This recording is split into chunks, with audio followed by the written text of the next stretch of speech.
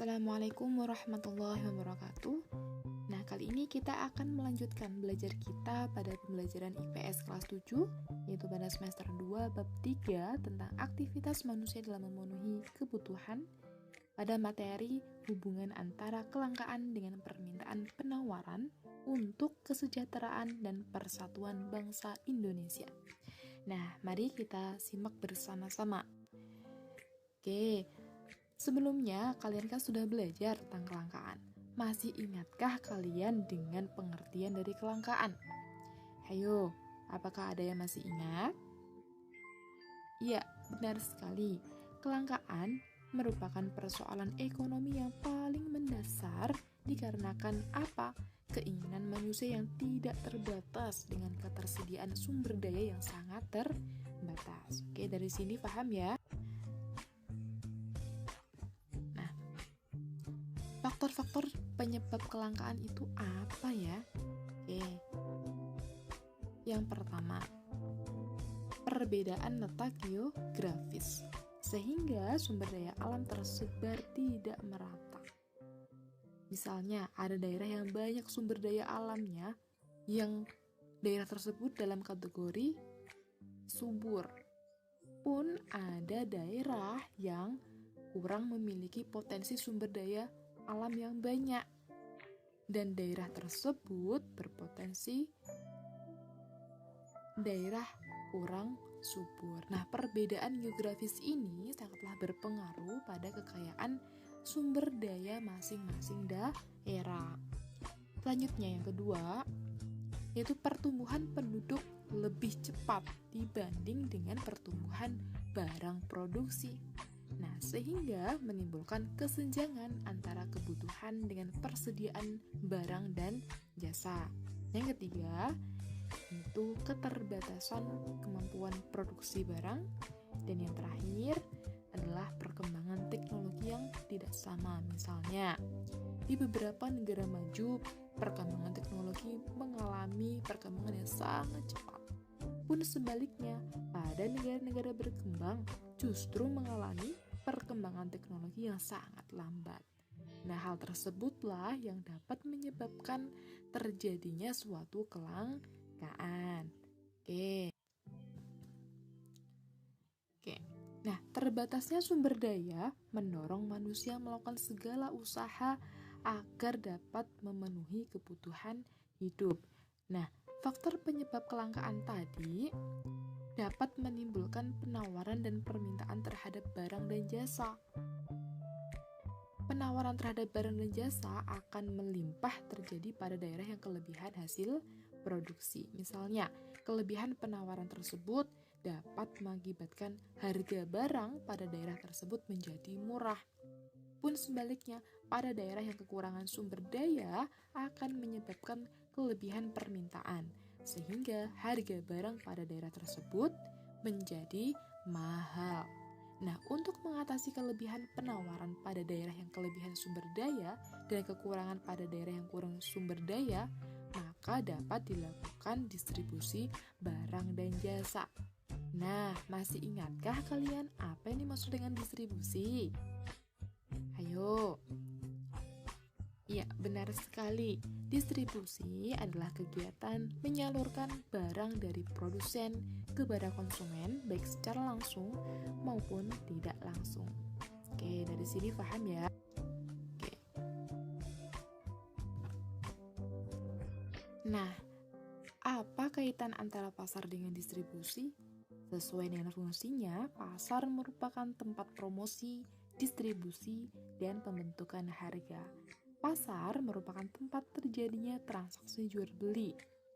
Nah, kaitan antara pasar dengan distribusi adalah pasar merupakan tempat atau lembaga untuk mendistribusikan barang dan jasa dari produsen ke konsumen. Nah, keterkaitan antara pasar dan distribusi dapat kita lihat dari peranan keterkaitan pasar dalam mendistribusikan barang dan jasa. Nah, kira-kira peranan keterkaitan pasar dengan distribusi apa ya? Oke, yang pertama, mempermudah konsumen memperoleh barang konsumsi. Nah, dengan adanya pasar dan distribusi, barang dan jasa yang dihasilkan produsen dapat dinikmati oleh konsumen, baik melalui pasar tradisional maupun modern. Yang kedua, membentuk terciptanya harga barang yang stabil. Nah, dengan adanya pasar, barang-barang dapat tersalurkan kepada konsumen. Nah, proses penyaluran akan membuat harga relatif stabil. Nah, naiknya harga barang biasanya dipengaruhi oleh langkanya barang. Dan langkanya barang yang di pasar juga dipengaruhi oleh lancarnya distribusi. Apabila distribusi lancar, maka barang selalu tersedia di pasar dan harga akan relatif stabil. Yang ketiga, produsen akan mempertahankan keuntungan dan penjualan produk. Nah, keuntungan bagi produsen dengan adanya pasar dan distribusi akan mempertahankan penjualan dengan stabil. Nah, penjualan ini akan mempengaruhi keuntungan yang diperolehnya. Oke, dari sini paham ya? Nah, bagi perekonomian nasional, peran pasar dalam pemenuhan kebutuhan antar ruang sebagai berikut. Yang pertama, peranan bagi produsen. Dapat menawarkan hasil produksinya di pasar. Nah, sehingga pasar dalam hal tempat penjualan sekaligus tempat promosi bagi produsen, dan lewat pasar inilah produsen dapat mengembangkan usahanya. Yang kedua, peranan bagi konsumen. Dapat memenuhi kebutuhan melalui pasar. Semakin luas pasar, semakin pula mempermudah konsumen untuk memperoleh barang yang dibutuhkan. Oke, yang ketiga, peranan bagi pembangunan. Karena pasar menyediakan barang dan jasa yang bermanfaat dan diperlukan dalam pembangunan, pasar dapat mendorong pembangunan daerah dan dapat menambah pendapatan daerah. Yang keempat, peranan bagi sumber daya manusia. Peranannya apa? Yaitu dapat menyerap tenaga kerja. Jadi, semakin luas pasar, semakin pula membuka kesempatan kerja bagi masyarakat.